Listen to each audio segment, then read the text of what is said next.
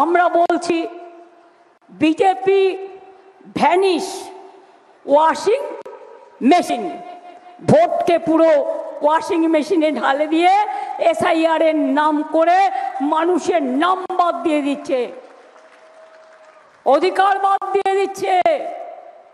এর মধ্যে হিন্দু আছে, মুসলিম আছে, শিখ আছে, ইসাই আছে, ট্রাইবেল আছে, মতুয়া আছে, নমশূদ্র আছে, সবাই আছে, মাথায় রাখবেন। রাস্তা থেকে আদালত, এরা আগে বলেছিল কি 1,20,00,000 নাম আমরা বাদ দেব। আমি সংখ্যাটা আপনাদের মিলিয়ে দিচ্ছি।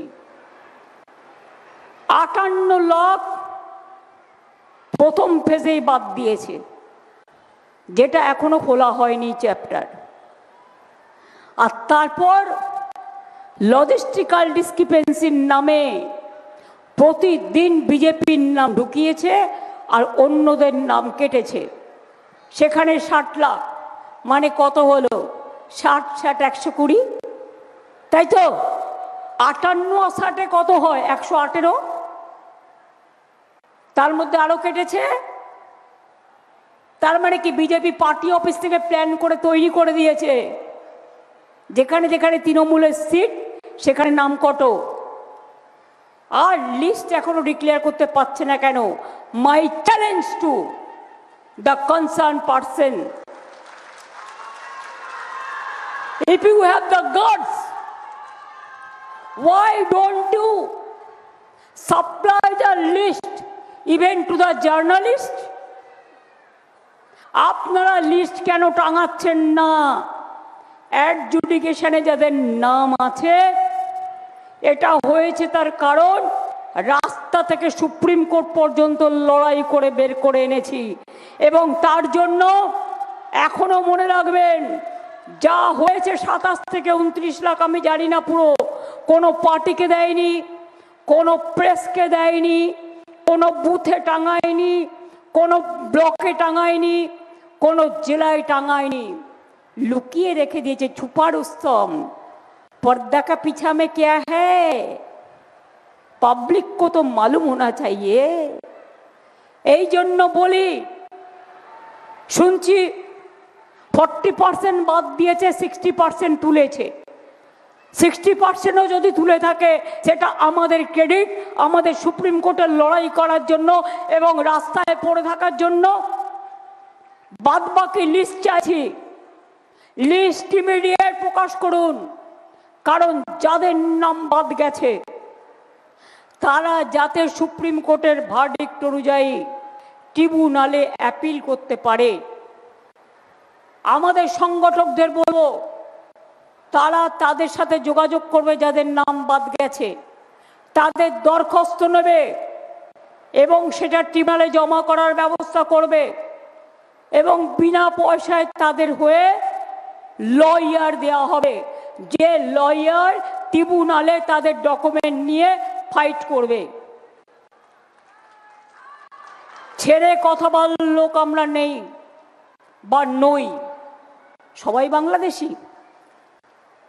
এতদিন ধরে স্বাধীনতা আন্দোলন থেকে, নবজাগরণ থেকে, সমাজ সংস্কার থেকে বাবা সাহেব আম্বেদকর, যিনি কনস্টিটিউশন রচনা করার ড্রাফটিং কমিটির চেয়ারম্যান ছিলেন, তিনি প্রভিন্সিয়াল অ্যাসেম্বলি বাংলা থেকে নির্বাচিত হয়েছিলেন।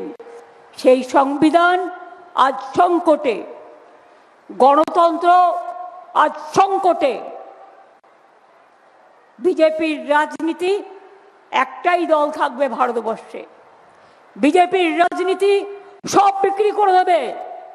ইসিএল থেকে শুরু করে, বিসিসিএল থেকে শুরু করে, কোল ইন্ডিয়া থেকে শুরু করে, এয়ার ইন্ডিয়া থেকে শুরু করে, এলআইসি থেকে শুরু করে, রেল থেকে শুরু করে, সেল থেকে শুরু করে, গেল থেকে শুরু করে, সবই তো চলে যাচ্ছে।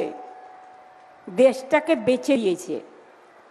এখন আবার বলছে, কালকে বলেছিল 35 দিনের পর গ্যাস পাবেন। আমি কালকে এটা নিয়ে খুব হুজ্জুতি করেছিলাম মিটিংয়ে। আজকে আবার বলছে 25 দিন, বাট আমি ওদের বিশ্বাস করি না। তো একটা লোকে যদি গ্যাস পুড়িয়ে দেয় 25 দিন কি খাবে? হাওয়া খাবে না গ্যাস বেলুনের হাওয়া শুনবে?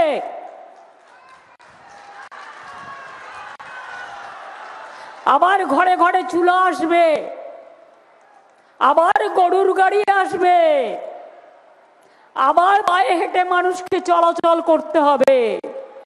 অর্থাৎ গ্যাস দেবে, গ্যাস বেলুনের মাধ্যমে নিজেদের প্রচার করার জন্য মানুষের রান্নাঘরে গ্যাস দেবে না।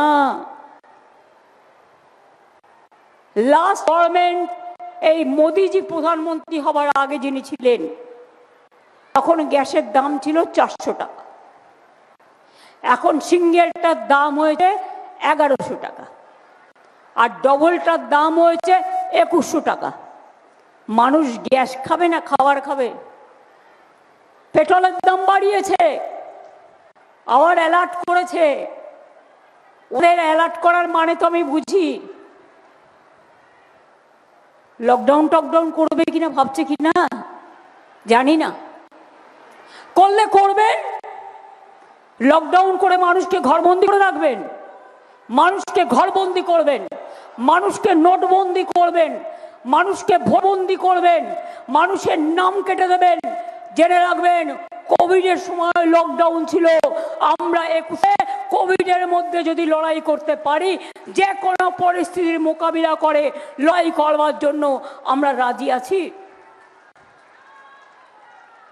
সব ওসিকে চেঞ্জ করছেন, সব বিডিও চেঞ্জ, সব এসপি চেঞ্জ, সব কমিশনারেট চেঞ্জ, সব ডিএম চেঞ্জ, সব BDO change. BJP party office থেকে বলে দেওয়া হচ্ছে কারা কারা হবে। আমার কোনো আপত্তি নেই, আপনারা ভালো থাকুন যারা হয়েছেন, কিন্তু তারা মনে রাখবেন রাজ্যটা পশ্চিমবাংলা, এটা কিন্তু আপনাদেরও রাজ্য।